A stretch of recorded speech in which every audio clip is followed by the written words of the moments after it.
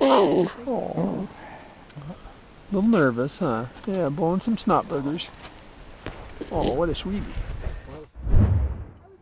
We are heading into a bear den. Biologists from the Utah Division of Wildlife Resources want to disturb a bear's slumber by visiting her winter den in hopes of replacing her old radio collar that has been running low on batteries with a new one.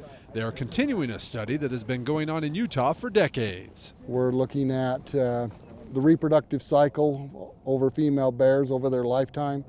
We want to know when they first will have cubs, how many cubs they have, what sex ratio the cubs are, and what the mortality rate is on cubs from 1 year to the next. Anywhere aft of the rear doors is a danger zone. Some of these bears can get themselves in some pretty nasty spots. That's a safe zone. And so you guys are helping us today. We want to stay in the safe zone. Skip a bunch of miles of straight up. Okay, pile on in. Yeah, we got asked by DWR to help move some people here from the Spanish Fork Airport back up to the top of Hobble Creek. They've got a project that they're working on up there that sounds kind of interesting, and we're always glad to help out. Obviously, our aircraft is really set up more of a TV setup rather than a utility setup. So we've got quite a bit of additional weight in there, so in order to make sure that we're safe and got good margins of safety, we'll probably keep it light, just take a couple of people at a time. Spanish Jet 5 left 270, crossing midfield eastbound Sprintville and Hobble Creek Canyon. Dell first encountered this bear when she was a cub 4 years ago. He captured her, put a collar on her, and suspects she might have had her first cub this winter. The flight wasn't long, but it is straight up. Chopper 5 drops us off at 8,200 feet. I look down at the bottom of the canyon and I look up here. I would have never made it. It's pretty steep, isn't it? I would have never made it up here. She gets into this high country and it's just really hard to get up here and get in here. Basically, this is the receiver. So I have a collar frequency entered into here, and this is a directional antenna. So wherever you point it, where you're getting your strongest beep, is the direction that you head. The signal leads us to Days Canyon, where the east slope is steep and the snow is deep. I think she's below us. How far below, I don't know. Getting deep. Meter's pinging out. So she's Getting close, huh? we're pretty close. We're pretty close. Just have to be real quiet on the way down through here. Okay. She's somewhere close. Hopefully she's doing good and has some cubs. They're pretty confident, so let's go find them. Right there. 50 feet later, Dale thinks he's found the den under this gamble oak. That's it. That's it. We've only been on the trail here for about an hour. These guys are good. They think they found it. Yeah, our Central Region biologists know what they're doing when it comes to knowing our territory. And the den, we think, is right over here. We've gone in there and looked a little around, and doesn't sound like she has any cubs. No, the cubs are really noisy. A lot of times you can even hear them before you even get close to the den. Mom's moving around and they squall and everything, and you can hear them. But we didn't hear anything in there, so I don't think she does. We're going to tranquilize her. We have this jab stick right here. We'll put the tranquilizer in that jab stick and we'll crawl down in the den and we'll give her a shot. You start pushing, don't stop.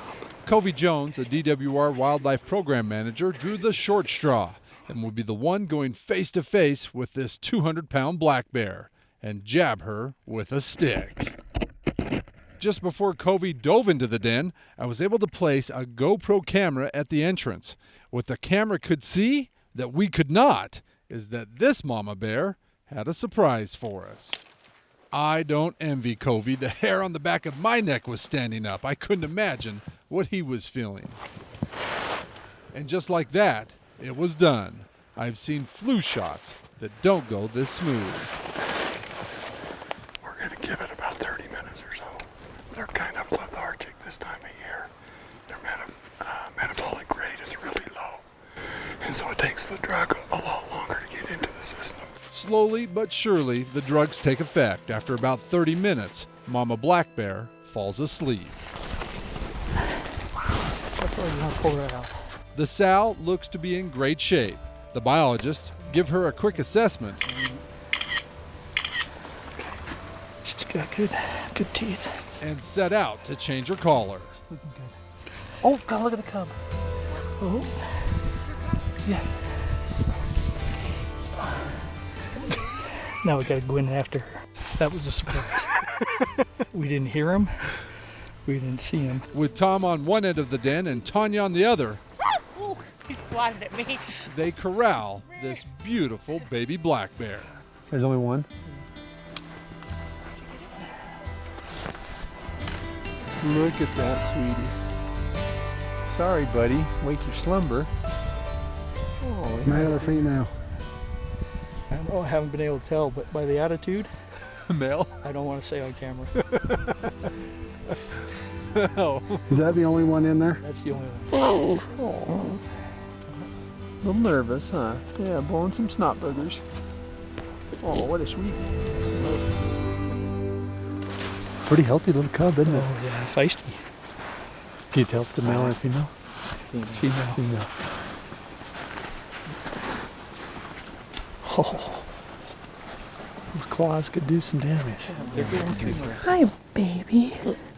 It's okay. She's a bit feisty with most of them. It's okay. It's okay. Oh my gosh, it's the best job ever. Hi, Stinky. Is she stinky? I mean, she smells like earth. Kind of earthy. Oh, it's okay. I know, you're so scared. You're so scared. Oh, what a sweetie. What a sweetheart. One of the key parts of the plan is looking at bear reproduction, and so that's why we want to get up here. We hope to be able to correlate a lot of this data to weather, and then we can say, okay, under these circumstances, we can predict this is what it's going to look like. This is what the cub should look like. Oh, just rear her up and grab her lip. What, does she bite your lip? It's okay. It's okay. I'd rather be bit by a bear.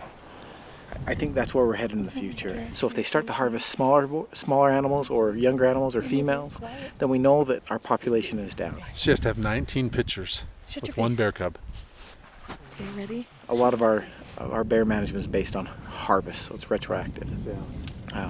Especially in the central region, we have a lot of bear. We're getting bear in areas that we haven't had bear before, so we know that they're moving out and the population is doing well.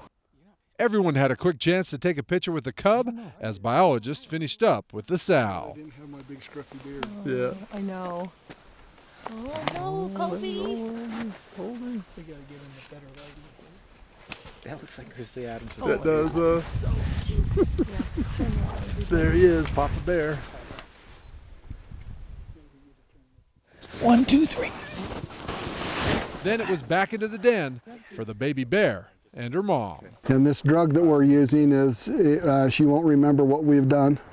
So we'll just put her in the den and she'll just slowly wake up and not know what had happened.